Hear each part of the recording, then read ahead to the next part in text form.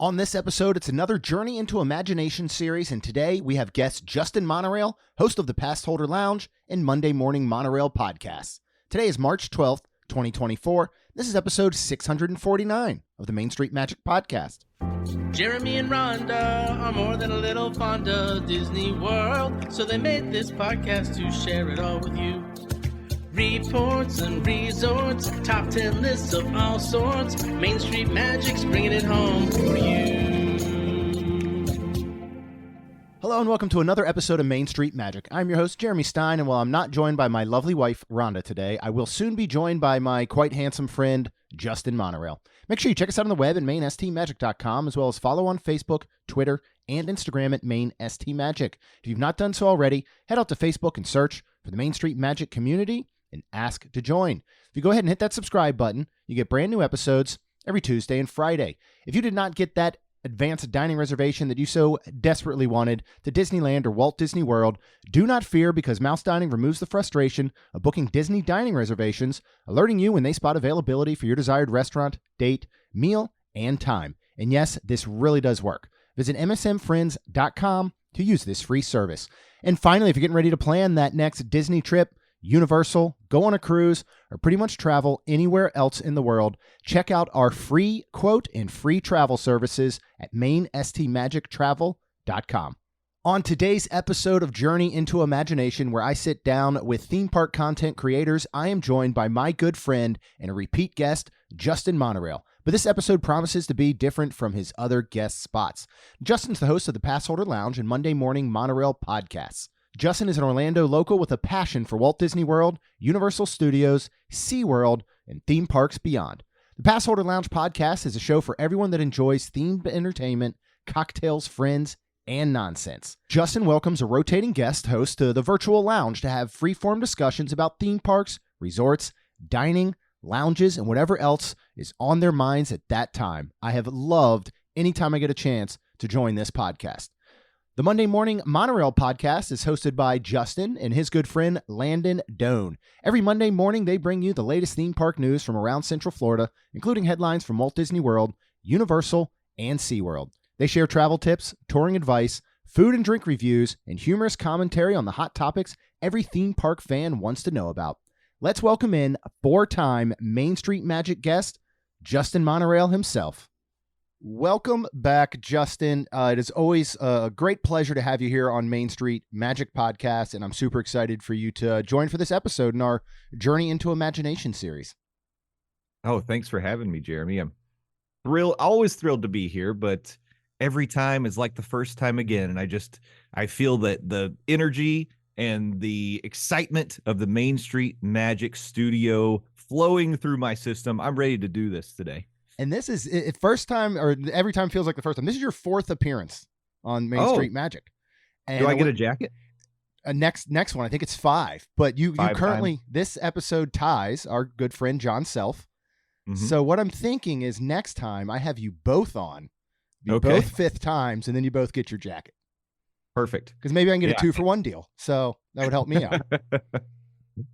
I love it. It would be an honor to share a jacket and an accolade with Pastor John Self. Yes. So of course. Well, we'll get right into it. And the first question I always ask in this series is, where does your love from Disney, and I know for you, theme parks in general, come from? Did you grow up with them, or is this something that you found in your adult life? I have always had a passion for theme parks as long as I could remember. And it started because I lived in Knoxville, Tennessee, on the east side of the state, just about 30 minutes down the road from Dollywood. And as long as I can remember, I was going to Dollywood. My grandmother actually would always get a season pass for me. And that was one of the things that we would do together. And of course, when I was little, I was a chicken. I'm still somewhat a chicken, but I've grown out of it a little bit.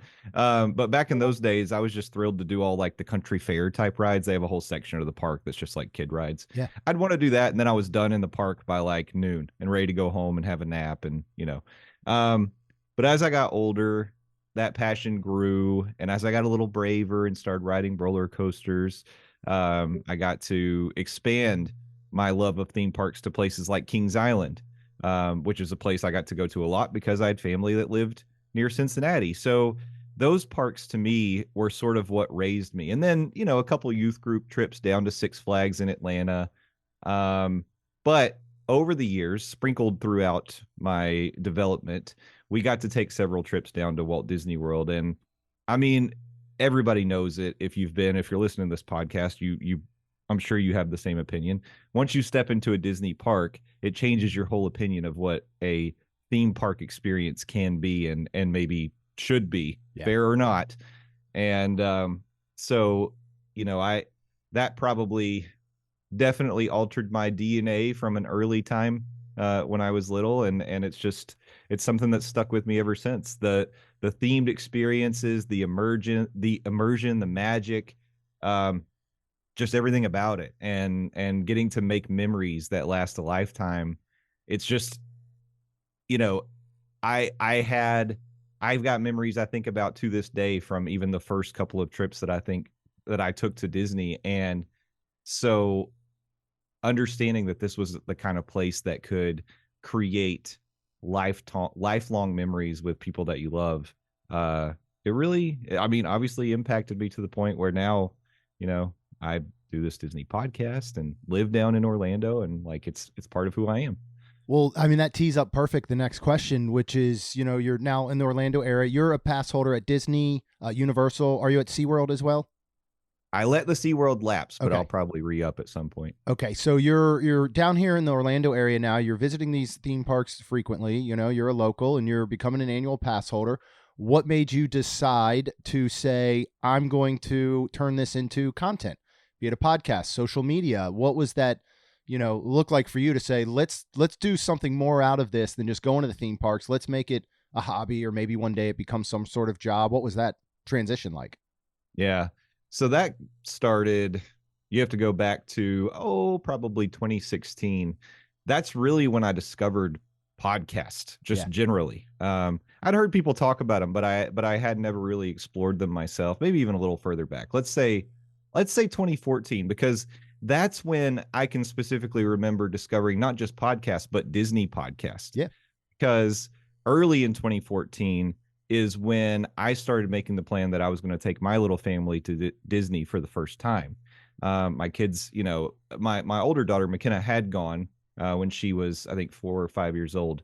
But as a family, we had not traveled to Disney as a unit. So discovered podcasts, was listening to all sorts of podcasts back then, but a big chunk of my playlist were Disney podcasts.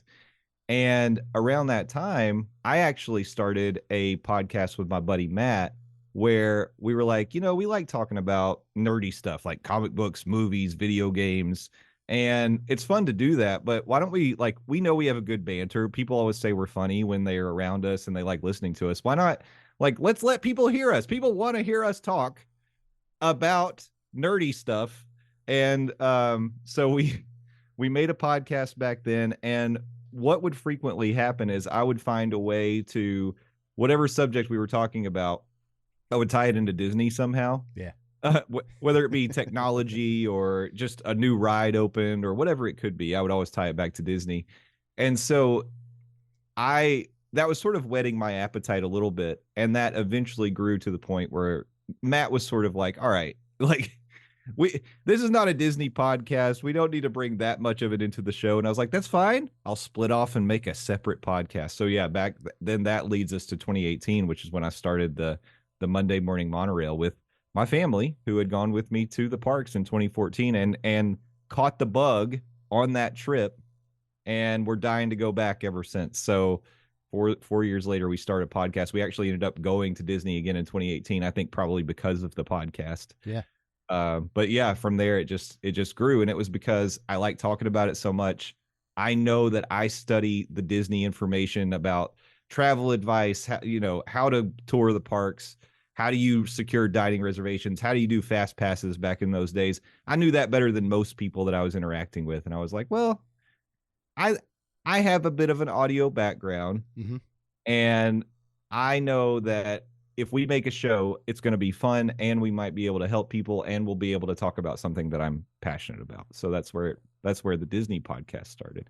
I love that so much. That's a much our story, obviously, with Rhonda and I and starting this. And I think that's what some of the best podcasts are grown out of, is that because they become so organic that it's not like, hey, I want to start a podcast because I have a business and I need to promote that business, which is perfectly fine. And there's plenty of people doing that well. But when it's, hey, we're already talking about something we love, let's just kind of turn on the mics and, get this out to other people. And you've always done a wonderful job too of helping people along the way, like you said, with studying things, giving them tips, giving them tricks. And you do a phenomenal job. If anybody's listening to this and you don't start listening to Justin's podcast after this, because you don't already, like, you're making a big mistake. And they're not like other podcasts too, which I love, is that it's like a radio show, like a really well done radio show that happens to be around Disney and theme parks, that, that has segments, and that it's just, it's really, really good. So, but I like hearing that story of, starting it up that way. What I'm really interested in, because, Monday Morning Monorail has always been wonderful. What had you start the Passholder Lounge, which is a very different show, even though it's got some similar parts, but, I think it's one of the most fun listens out there. Nice. What had you start in the Passholder Lounge? What was that like? Yeah, well, that sort of leads me back to a lot of the story of my podcasting tends to be somewhat biographical, because it follows like what's happened in my life. Because again, when I started the Monday Morning Monorail podcast, that was with myself, my kids, and my wife at the time, and it was a family podcast. And so our family dynamic changed. My wife and I got a divorce, separate living situations, all that goes along with that. So at that time, we decided we probably weren't going to continue podcasting together. That was a decision that we made, and and that sort of goes along with it. But for me, I felt like I wanted to keep doing, and I could have kept doing the Monday Morning Monorail podcast at the time, because I was still doing it with my buddy Landon, who's been a co-host on the show ever since it started. But it didn't feel right to keep that show going at the time, because it was so intertwined with my family, and they were so much part of the show, that to me it felt, and also, I'm not going to put it all on that, I wasn't in the right headspace to be creating either at the time. It was a tough time, and doing what we do takes a lot of energy, and it takes a lot of, you have to have a lot of inner drive and want to, and because outside of a very few chosen people out there, you're not going to get rich podcasting. It's just not going to happen. In fact, it usually puts you in the hole. You're spending more money doing it than you're ever going to get making podcasts. And so knowing it's a financial outlay and a time outlay and an emotion and energy outlay that I didn't have any of that to give at the time. So the show came to a close. And then after I sort of started redefining what my life looked like post-divorce, and I started to get my feet underneath me, I knew that I wanted to get back out there and do something again, but I didn't feel like I wanted to do the same thing I was doing before. I wanted to try something else. And the Passholder Lounge really is sort of, it's the morning monorail in an alternate universe, because the morning monorail is so set up with, like you said, it's structure, it's segments. I've got an outline. I don't read from a script, but I've got notes. I've got articles that I read. I pre-plan everything that we're going to do on that show. And it's very much like headlines and then travel advice. Like, we kind of stick to that sort of thing. The Passholder Lounge was really going to be, I'm just going to invite people on, and we're going to have a conversation, because we have this common ground that we have a passion for theme parks or themed entertainment in general. And then we'll just see where the conversation goes. We won't really talk about the news unless it's something that's relevant and we want to bring it up, the theme park news. But otherwise, we'll just share our common love for roller coasters and dark rides and like all that kind of stuff, and see where that conversation takes us. And sometimes those conversations are more interview style. Sometimes they're more freestyle, but I typically prepare very little for that show, and it's live on YouTube. So different in so many different ways. And if you know me, I tend to be I'm much more comfortable in the pre-planned with an outline structure sort of way. So this was like really testing myself to see, well, can I also thrive in a totally different environment? So it's really not, I really appreciate the kind words that you say about that show, because so frequently I don't know if that show connects with people. I know the Morning Monorail does, and because I hear it and we see the downloads, we see the numbers. That show, it's a little different. So occasionally when I do get some feedback on it, it's really nice because I'm never totally sure Yeah. how it goes. Like the show will end, the live show will end. I'm like, I hope that was good. I don't know. Yeah, it's more of a labor of love, and I think it's still, if it's something that you enjoy doing, and I know your guests enjoy, I love anytime I get to be on there. So we're going to end up going to the hat, but I do have a question in the hat that I want to ask because I want to make sure it gets to you that kind of Okay. follows that up. Let's just say outside of finances, which we all know we're going to spend more than we're going to make being Disney podcasters. That's just the way it Yeah. goes. Is the hardest part for you about content creation and doing podcasts, like you said, is being in that headspace? Like even now, like you have to think, like, you just got home from work. You didn't even get to change yet. You got stuck in some traffic on I-4. You have to be in the right mind to hop on here and be yourself. Even if maybe you're on I-4 cursing the lady next to you, you can't bring that into the show. Do you find that's one of the hardest things about content creation, or is there something else that you would pinpoint that's just like, this makes it hard for me to want to create content? Oh, it's probably the biggest thing. Yeah. Because again, I try, like, my biggest I would say mission statement for my podcast is being authentically me and being really genuine in what I do, because I think people can spot fakers. I think when you have a fake personality, like, it just comes across in a way that turns people off. And I mean, I've had the experience of listening to podcasts and I'm like, these people seem fake, or like, I don't know, there's something weird about them. And I never want that to be part of what I do or what I am, because I take so much pride. These are things that I'm passionate about. They're things I really care about. And I do love connecting with people and helping people with these things that I love. And so the only way I know how to do it is to be me and bring myself into it, which means the show is very dependent on me being in the right headspace. Mm-hmm. And it's hard. I mean, because let's be honest, we just came through a global trauma in COVID. And I think luckily nowadays we talk more about mental health in this country more than we ever have. Yeah. But it's a real problem for a lot of people, and we don't have all the resources and care that we all need all the time.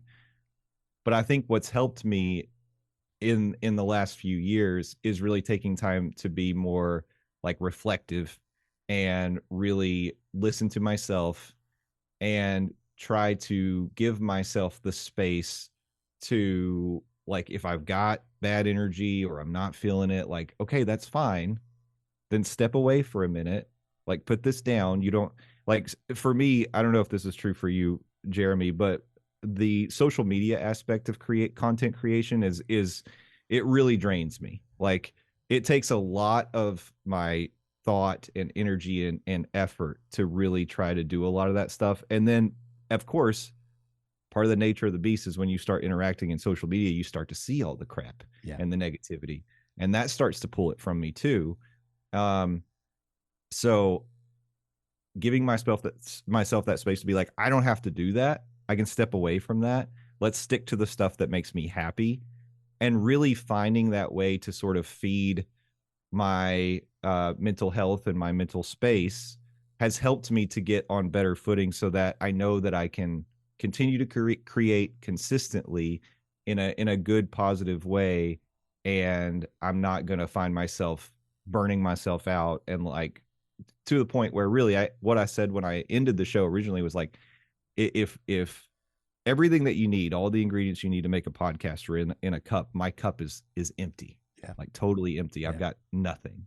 And so, like, finding that way to replenish the cup, for lack of a better word, is part of what got me back to doing it again, and part of what keeps me moving forward with it. But yeah, no doubt, I know that was more of an answer than you were asking for that question. No, I love it. But yeah, like, I think that really is, like, being in the right headspace, having the right energy, and being able to almost compartmentalize yeah, that was a stressful ride home on I-4, but now this is good and I get to do the fun stuff that I really Yeah. like. So Well, one more. I'll go still a little bit off tangent with this same thing. As someone who is doing this and doing the podcast, and again, you get to see your numbers. You know how Mhm. many folks are tuning in.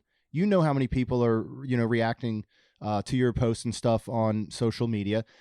Do you feel a responsibility to talk about things like, just say, mental health that you brought up, or what's going on in the world, or do you feel like I'm in a Disney theme park lane?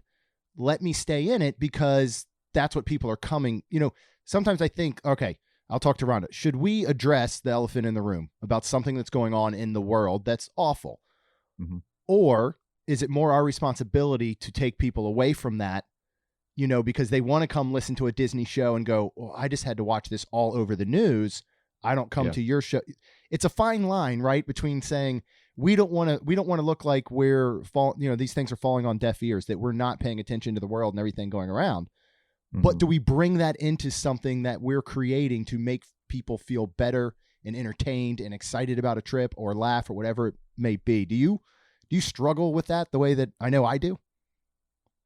Definitely, definitely. And I have made the choice, and this is a fair thing for me to say for people who maybe they're Main Street Magic listeners and they've never given the Monday Morning Monorail podcast a listen. In the past, I have felt moved and motivated to bring some of that to the show, because I think there are some issues that we have faced over the last 5, 6, 7 years that it transcends the fact that yes, we're doing a Disney podcast, we're in the Disney bubble, we're supposed to be an escape for people, and I get that, but the real world is real, and we all are dealing with it, and so there have been times that I've brought it into the show, and honestly, I know that I've lost listeners, and trust me, they've let me know Yeah, that they've stopped of listening. course they will. Yes, Which I don't need to know that, guys. You right. don't have to tell me that. Yeah, you just But drop that's off. fine. Because just like I have the right to say the things that I say on the podcast, they have the right to give me the feedback, and course. that's fine. That's totally fine. But yeah, I do realize I think it's exactly like you said. It's a fine line. It's a balance because I know that people come to the show as an escape, but at the same time, I do sometimes feel like, well, but I have all these people that listen and I have a message that I'd like to share. Yeah.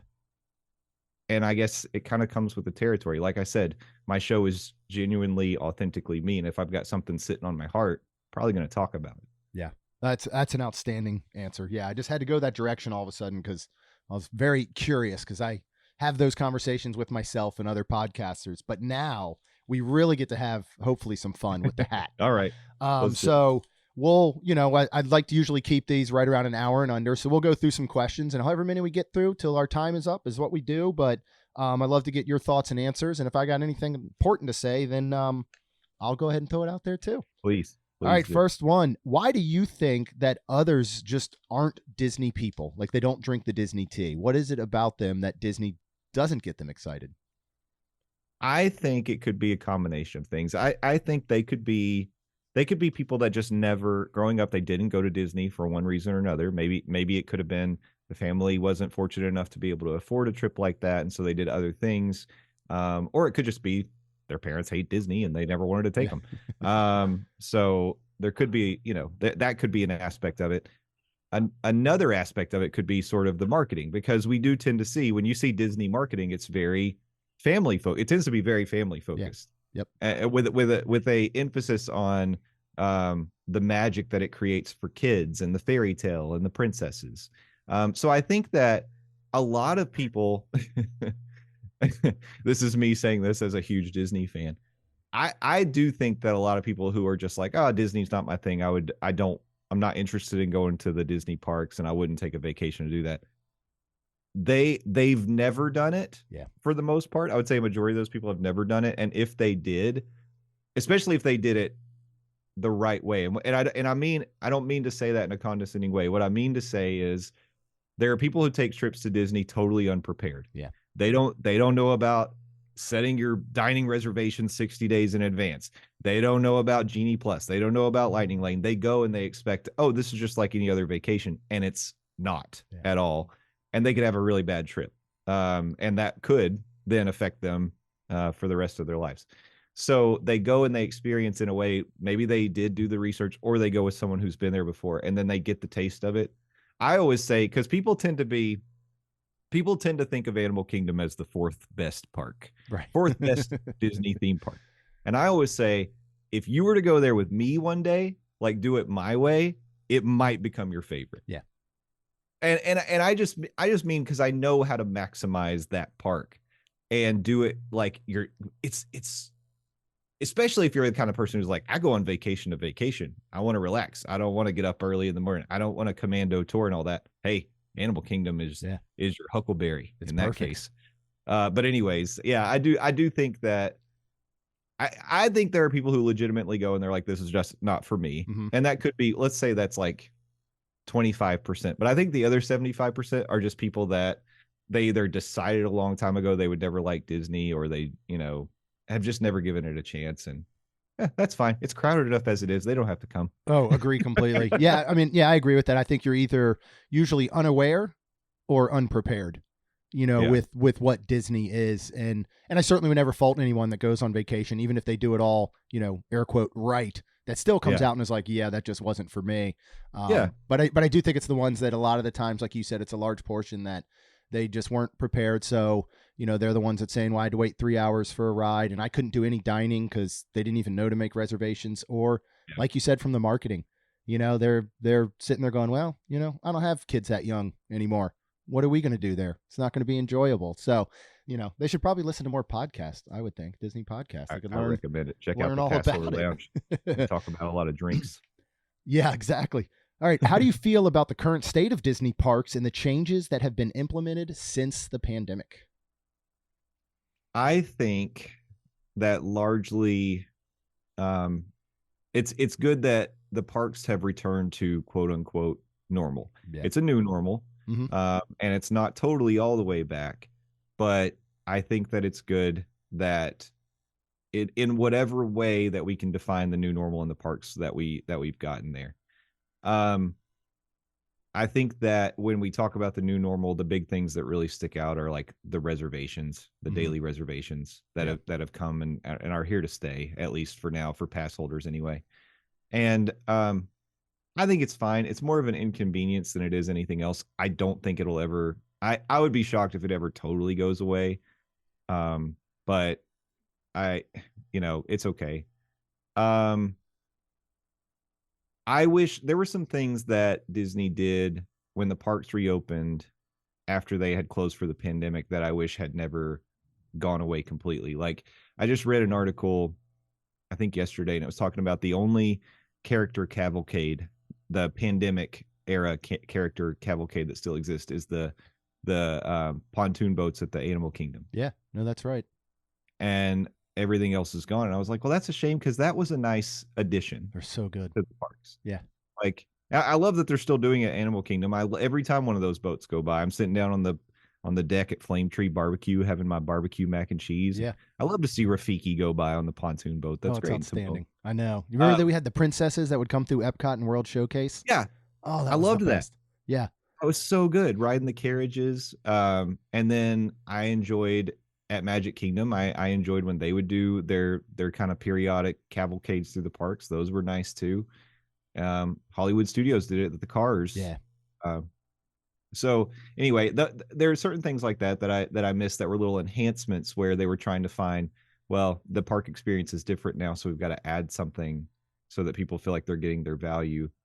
And those things have kind of gone away for the most part. I said this on my own podcast, but I know that it's not logistically feasible, but I wish that we'd kept the 6-foot spacing and queues, because we don't have to stand on top of each other. I know. We're all going to the same place. We're going to get there. I don't want your child climbing up my back. Yep. Or grabbing my, legs and swinging on them or anything. And, or you coughing and sneezing on me or whatever it is, because one thing we learned during COVID times is that we're all pretty gross. Yeah, exactly. And we were never more aware of it than then. Yep. So anyway, that's one thing. But I think, I don't know. I think that if you were to go, like, say you go to Universal parks and you try to think, what was it like pre-pandemic compared to now? And I don't know that there's I don't know, you'd be able to spot a lot of differences other than maybe some enhancements in the app. Yeah. Like mobile ordering type stuff. No, you're right Uh, about that. Yeah. So, um, I do think though that like a lot of the things that they did at the time were necessary, and I'm glad that like the plexiglass corridors are gone. Yeah. But I don't know. I will say this. I don't know if this was like something that just went away because of the pandemic, or if maybe it was something else and it was going to go away anyway. But I miss, because I never got to do one, the 24-hour Magic Kingdom events. Oh, I know. I mean, even wish some of they the would- super late hours, but yeah, those 24-hour ones that they would do were, Yeah. I never got to experience one. I didn't either. That would have been amazing. I would love to do that. Yeah. It's so weird because it's that time. Like, I'm a big Facebook memories guy. Like, really the only reason I post on my own Facebook is so that I can look at the memory. I mean, it's my photo album. You know what I mean? Like, Yeah. I don't Yeah. print them anymore. And your phone, I mean, you got to go, I'm going to go back a whole year just to see what happened today. And we're getting to that point where it's just those Facebook posts are starting to get weird, you know, because everything was starting to shut down and we're getting all the announcements, especially yeah. as it comes to the park. So it's like, we'll have these 2 months of that 2020 and going back where you're just like, oh, and then we'll start to come out of it. But you bring up a really good point about Universal. And again, I wasn't, you know, we weren't pass holders pre-pandemic, but just from everyone I know and just kind of still knowing some of the history of what was going on there before. Yeah, I mean, it's not like there were these major, you know, changes and these major shifts. Whereas, you know, Disney, it seems like we lost a lot. I mean, you know, if you think of things like Magical Express and Fast Pass and, you know, that being replaced with a paid system. But it's interesting to, think of everything that has developed since then in such a short period of time, which feels like it's been forever. But at the same time, you know, these things have been happening really just the past 2 years. It took 2 years for Disney really to get out and start doing things that were slightly back to normal. And it's still so odd. I don't really see it at Disney, of course, because it's Disney and they're cleaning everything up. But it's still so weird when you go to places and you can see where the tape used to be that said, stand here. And 6 feet ahead of it's that other one. You can be like, oh, or maybe there's still some bolts where they had the plexiglass going. But yeah, definitely some changes going on. I feel like this is going to be a very good one for you. If you could see any band play at Garden Rocks or Eat to the Beat, one that doesn't currently play those series, past, present, or future, what band would you most love to see? Oh, It's a loaded question, I know. wow. That's interesting. I'll tell you this. This is the first thing that came to mind because I never got to see them when they did it, but I would have loved to see Smash Mouth play Garden Rocks while all the members were still around. Yeah. I totally missed out on that. I did too. I just think that would be fun. Yeah. Who are some of your favorite to see at Garden Rocks and Eat to the Beat? Is there, like, I know you love the All American Rejects that you see at Mardi Gras over at Universal. Are there ones that you make sure you catch year after year that commonly play there? Not really, not on purpose anyway, but I have seen Sugar Ray multiple times. I feel like I'm always there when Sugar Ray is there, which is fun. Yeah. But I will say this year that there were a couple that I marked the count. Like I know Lit is going to be there. Yes, that would be good. They're new this year. Yeah, I want to go see Lit this year. But no, I don't have any that are traditional attendees that I'm like, oh, I'm going to go every time. Just thinking about like what bands that I consider to be my favorite. Yeah. I mean, wouldn't it have been interesting if grunge had not gone away like the way that it did? It died out. Mm-hmm. Do you think that we would see like grunge style bands play the Epcot festivals? You know, I wonder, because it was just in general, I feel like of concerts, it was such a different time. Like I almost fast forward, if you go to the, I don't know what we want to call it, I guess the late 90s, early 2000s of rock, you know, by like the Disturbs and Creed and Nickelbacks and those bands, you know, I think we would have had a better chance of seeing some of those as they were coming up, because, you know, then you used to be able to go see them in small clubs, you know, that would become some of the biggest bands. Like I feel like we're out of the period, and I've been going to concerts for 30 years now. Yeah. I mean, I went to my first one when I was 14 or 15. Saw the Offspring. You know, and like, but there was a time where I remember you watched a band come up You know what I mean? Like it was like you saw No Doubt in a club, and then all of a sudden they were playing a slightly bigger club, and then they opened for Blink 182, and then they were headlining, and then they were part of major music festivals. And Yeah, you watch that right. growth. And now it's just like, oh, here comes this band or this artist that's huge. You know, and you still have the ones that tour, and you have the lifelong, you know, bands. I mean, the guys like Lit, you know, that are still playing clubs throughout this entire time. I don't know. That'd be so interesting. I mean, if you think, would you have ever seen go way back to Nirvana's and Pearl Jam's, or I mean, even bands like Mudhoney, you know, that didn't like, you only knew about Mudhoney if you knew about Nirvana and Pearl Jam and Soundgarden. Like, for the most part, it would be so interesting, you know, for to see someone like that. I mean, imagine going back, whatever. I mean, heck, yeah, it'd be almost 40 years now and being like, yeah, I remember seeing Nirvana before they came out with Smells Like Teen Spirit or something. That'd be fascinating. Yeah.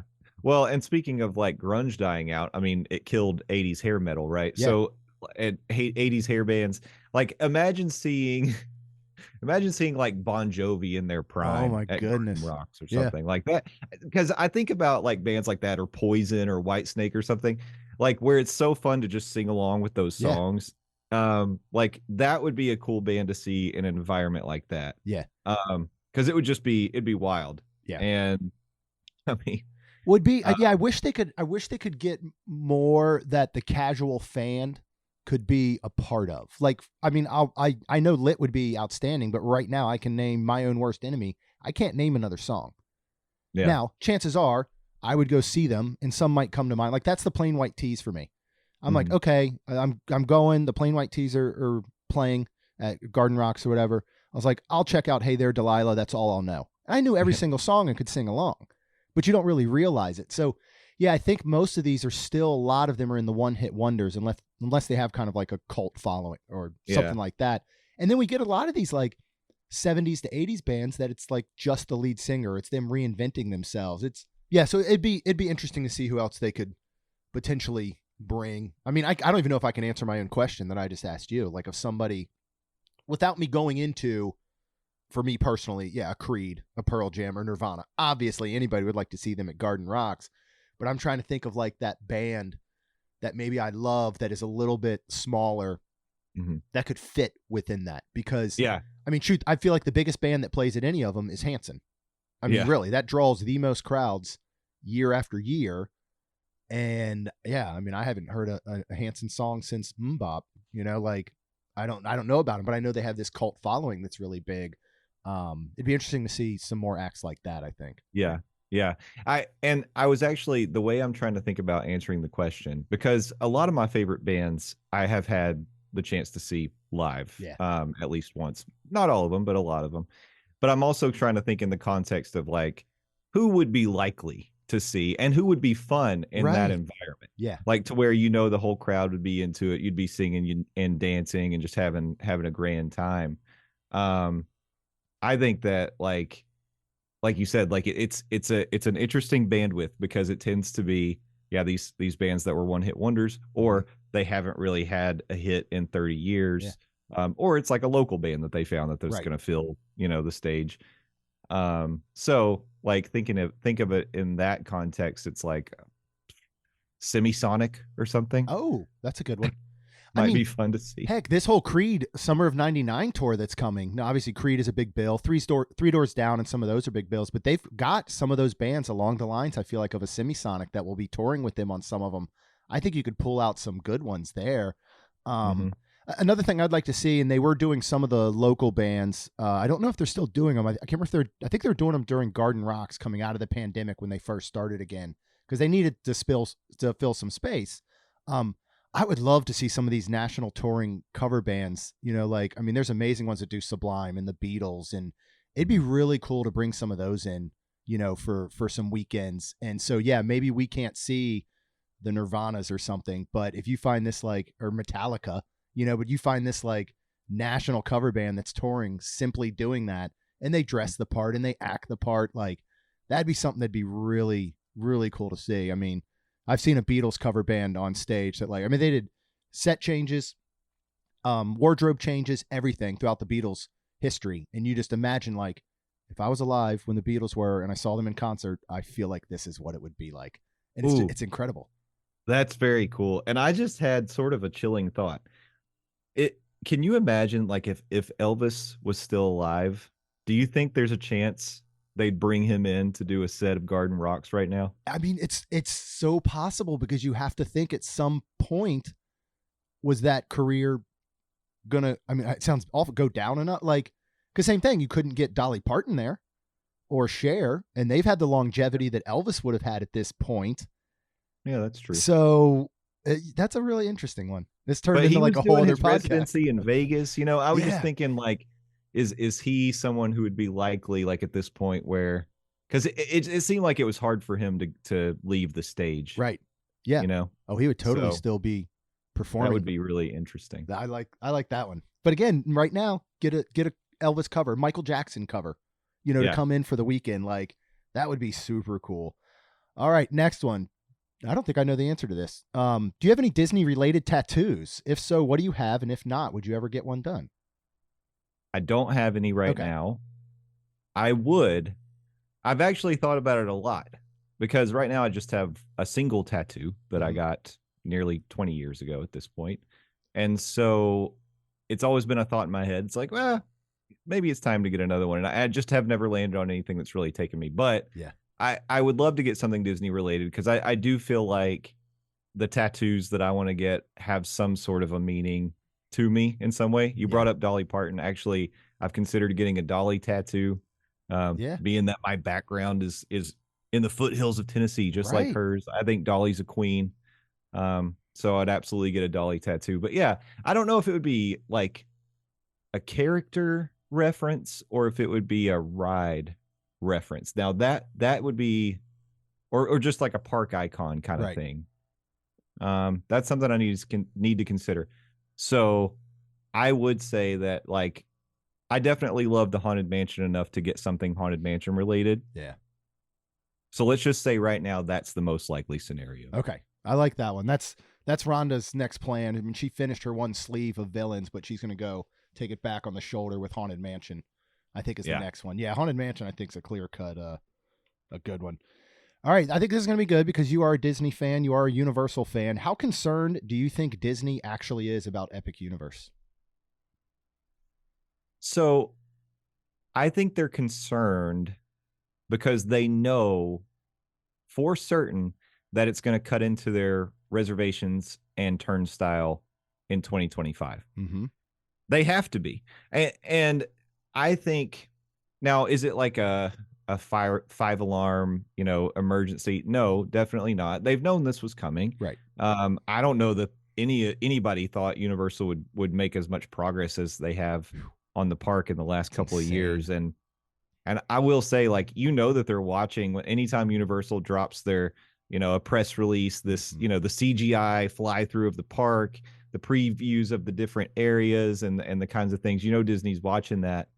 And I think that now we are getting to the point where, because Disney opened up reservations for 25, they're going to see pretty soon is the impending opening of Epic Universe going to impact travel plans for our families that typically come to Disney in 2025. Right.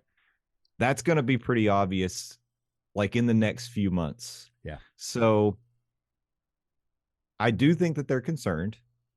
I don't think that they think that it's like, going to put them out of business, but I think that they're thinking, because they for the investors, they don't want to have a year where it's like, well, park attendance was down, turnstile revenue was down. Our resorts were 70% full instead of 80% full. They don't want to report any of that. Right. The parks are their most profitable thing they've got on the books. Yeah. Streaming ain't it. Yeah.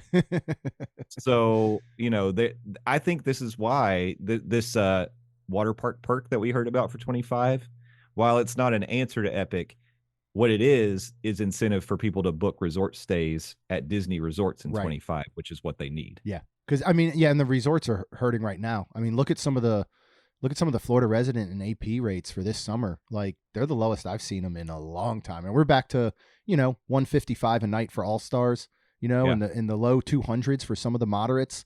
Yeah, I agree. I mean, like, Disney, they have to be paying attention. Like they can't not pay attention to think, we don't have to worry about that.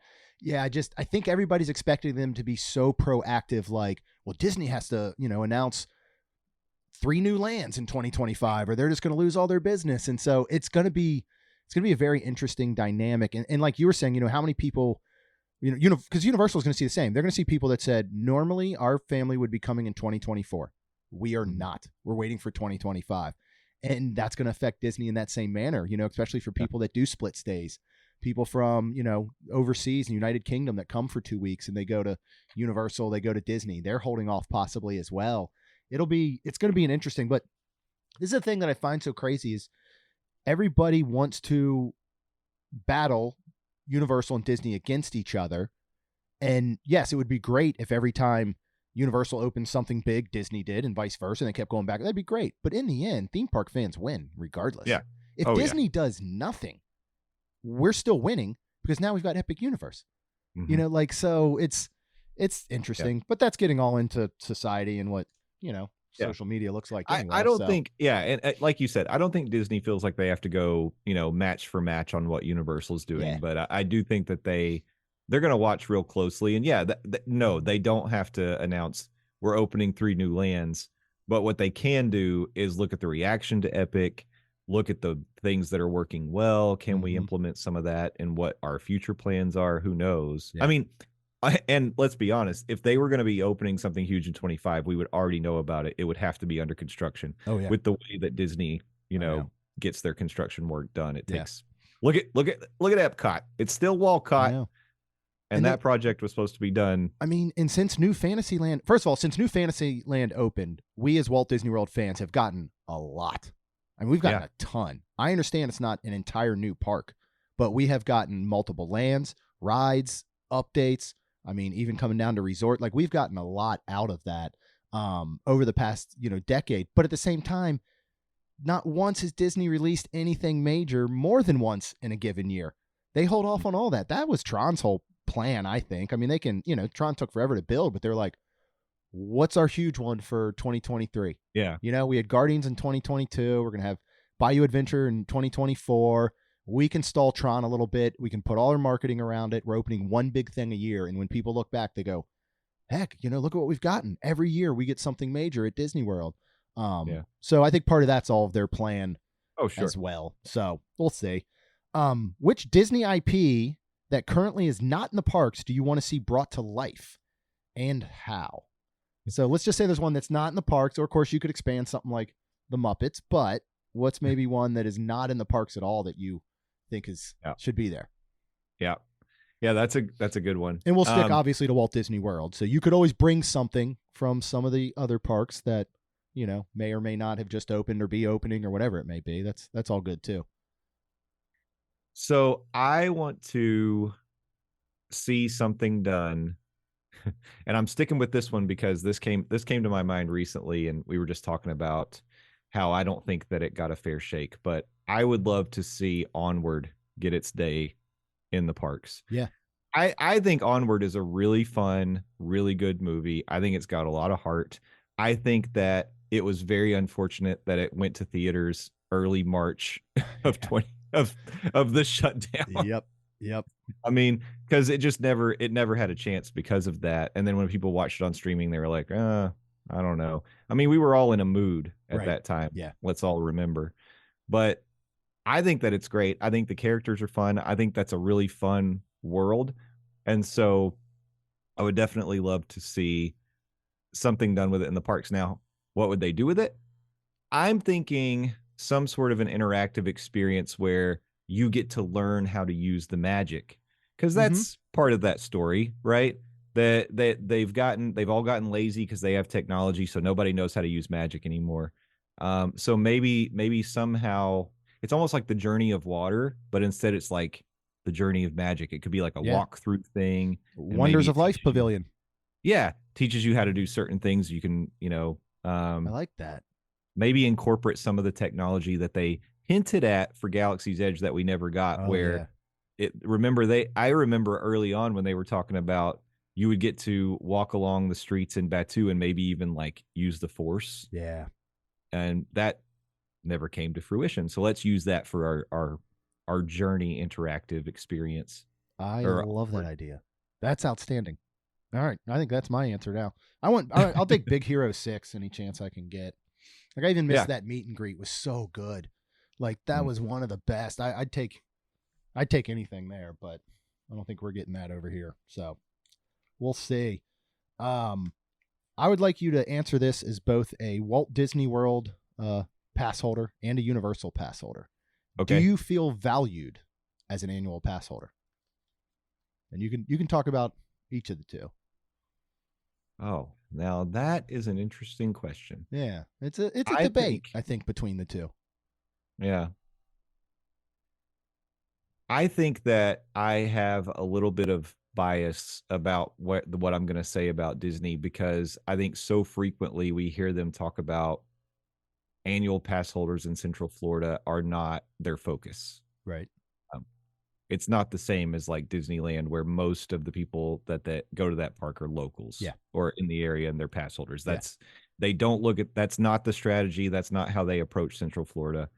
And so I do think that we have, this is a negative change that's happened post pandemic. I think we have lost a lot of our privileges and value, even at the highest pass that you can get at Disney. And so I feel like based on that, based on the fact that I just don't think that you see, yeah, we get discounts in the shops, and we get discounts on, certain select restaurants and different things like that. But aside from that, it's hard for me to say I really feel valued, and like Disney is proactively trying to show us we value you and want to keep you as a pass holder at Walt Disney World. Yeah. Like it's hard for me to say that I feel valued the way that I think that maybe I should. Yeah. Especially as like a higher tier pass holder at Disney. Yeah. At Universal, I do feel like they try a little bit harder. I think, I get newsletters, like pass holder newsletters, telling me about, hey, this month, don't forget to do this, this, and this. Come by the pass holder lounge and get your new pin or whatever it may be. And I think that, at Universal, you get a premier pass, and you're going to get the Express After 4, which is such a nice perk. Mm-hmm. And you're going to get a free Halloween Horror Nights ticket, Mm-hmm. which is a really nice perk as well. And the discounts that they give on like the Mardi Gras, if you want to get a gift card at Mardi Gras, and you want to, like, for pass holders, you pay $120, you get 130 or whatever it is, 135. So like there's things like that I feel like it's almost a little more like visible at Universal, where I feel like they go out of their way. Now I will say, between, if we're getting expanded out to SeaWorld is the place where they really do everything they can. Yeah, they to do, make sure right? their pass holders are valued. So that's where you really feel the love. Yeah. Universal would be medium. Disney would be on the low end. Yeah. I mean, I can't agree more. Everything you said is spot on. And I can look around my office and I can see like my coasters that, you used to collect at Flower and Garden. When I drink my Coke every day out of my annual pass holder etched glass that we have a set of 4 of, that each of us got to collect after, a certain number of visits or whatever. Like they used to do so much more as far as that went.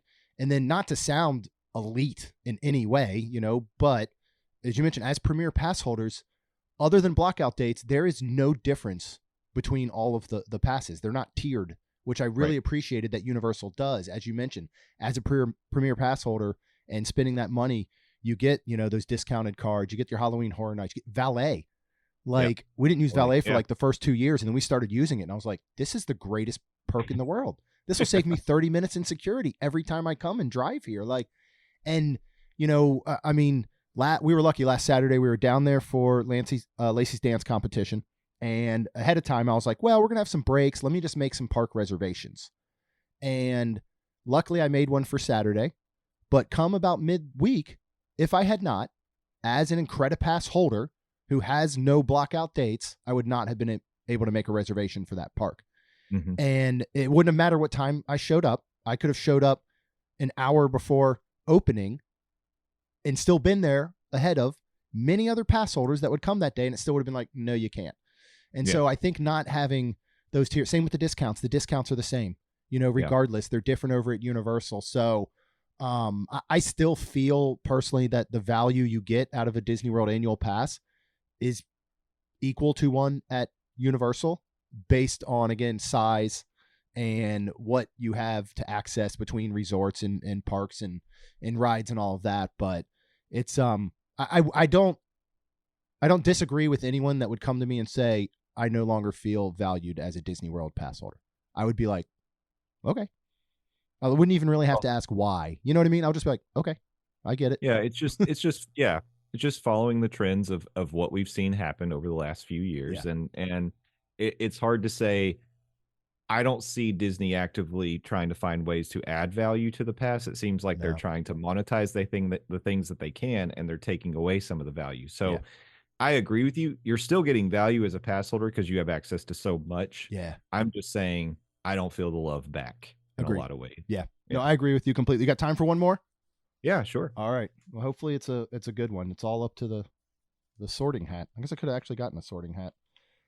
All right. This will be a good one to finish on. And this kind of follows up on the IP one. Do you want a fifth gate at Disney World? And if so, what would it be? So first of all, do you want one? Do you see a better value in adding a fifth gate as opposed to just maybe expanding current parks and lands? And then if you did get a fifth gate, what would you want it to be? So I'm going to say, I think I would typically say no. I don't think we need a fifth gate right now. But just for the sake of this conversation and for fun, I'm going to say yes. I do want a fifth gate. And I'm not going to say I want it to be a villains park because that is the standard answer that you get a lot of times, and I don't think that's ever going to happen. I know. But what they could do is make a more thrilling park. Mm-hmm. So give me more of the experiences, like a couple good coasters.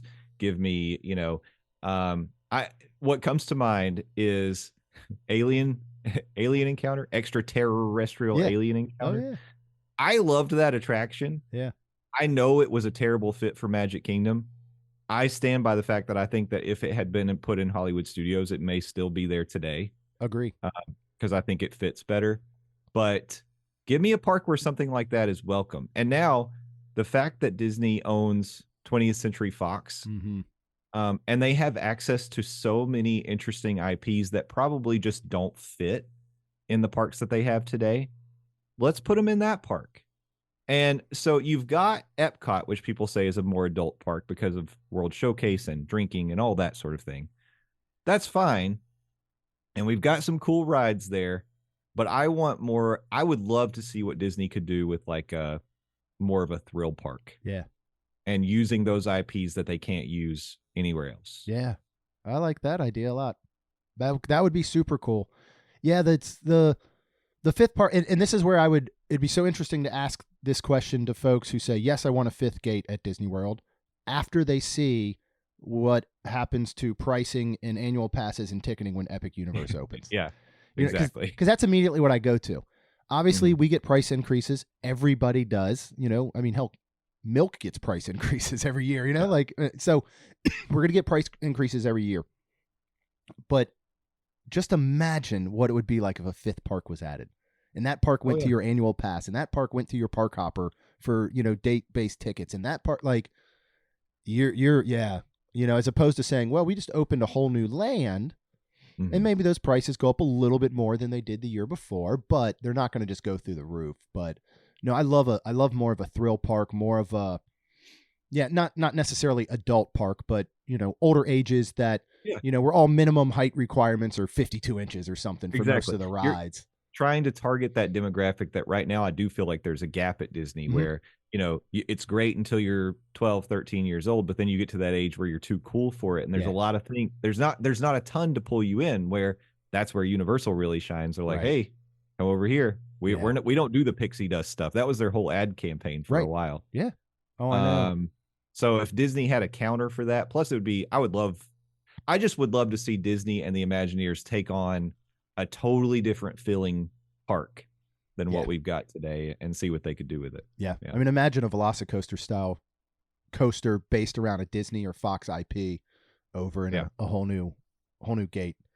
That'd be pretty awesome. Extraterrestrial. I mean, There you Alien go. is part of that, so you use Alien now. Alien coaster. There you go.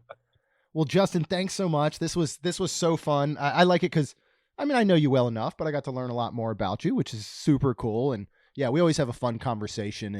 And again, this is one of those, I want this series even to become almost kind of like your Passholder. It's just like, I mean, this is what we would talk about. If you and I were just out having a drink, I'd probably at some point be like, hey man, you ever want a fifth gate? What would it be? And we would just sit there and just kind of riff on it. So these conversations are always fun. So I really appreciate you you coming on and filling in for Rhonda. And Sure. Yeah, can't wait to have you on for your 5th guest spot here in the future. Oh my gosh. There needs to be fanfare. I expect a live studio audience for that appearance. But we'll need to do that in person. We'll have to we'll do one in person. We'll get me, you, and John sitting around a round table just talking all things theme parks and food and drink and everything. That would be amazing. That would be maybe at a campsite at Fort Wilderness. Oh, that's even better. Yeah. Sing Kumbaya afterwards. Well, let everybody know where they can find you. They can find your podcasts. This is promo time, so everybody can make sure they're following and listening if they are not already. Okay. Well, thank you, Jeremy, once again for having me on the Main Street Magic podcast. I always feel honored to be here, and it's always a blast talking to you. So can't wait for appearance number 5. But if you all enjoyed listening to me, you can do a little bit more of that. Check out Monday Morning Monorail on all of your podcatchers. We do have a website, morningmonorail.com, and that'll take you to all the places. And it also has a link to the Passholder Lounge as well. Our next live show is coming up on Tuesday, which I believe is the 19th. Yeah, March 19th. And we're going to be just like everybody else this time of year. We're doing bracket mayhem, March Madness Mania. Yes. So we're going to be doing a bracket on the live show, and it'll be a really good time. We're looking forward to it. If you haven't heard it yet, just to set it up, a little teaser. We did our bracket incorporating all sorts of Central Florida attractions. I love that. So the left side of the bracket's all Disney. We got top right 16 attractions from Universal, and then the bottom right of the bracket is just miscellaneous things like Gatorland are on there. Things like Peppa Pig theme park. We've got all sorts of things. It'll be fun. Yeah, that's such a great way to do it. All right. Well, Justin, again, thank you as always, and we look forward to having you on again very, very soon. Sounds good. Always such a pleasure having Justin on. Have such a good time chatting with him about Disney and Universal and theme parks beyond. So make sure you go out, you follow him on those social channels, you check out his podcast. And then, of course, if you'd like to get these brand new episodes from us here at Main Street Magic every Tuesday and Friday, go ahead and hit that subscribe button. And as long as you're out there, we'd be super thankful if you could leave us a rating and review because, as Rhonda would say, and I bet Justin would say it if he was still here, it helps our show grow. Jeremy and Rhonda are more than a little fond of Disney World, so they made this podcast to share it all with you. Reports and resorts, top 10 lists of all sorts. Main Street Magic's bringing it home for you.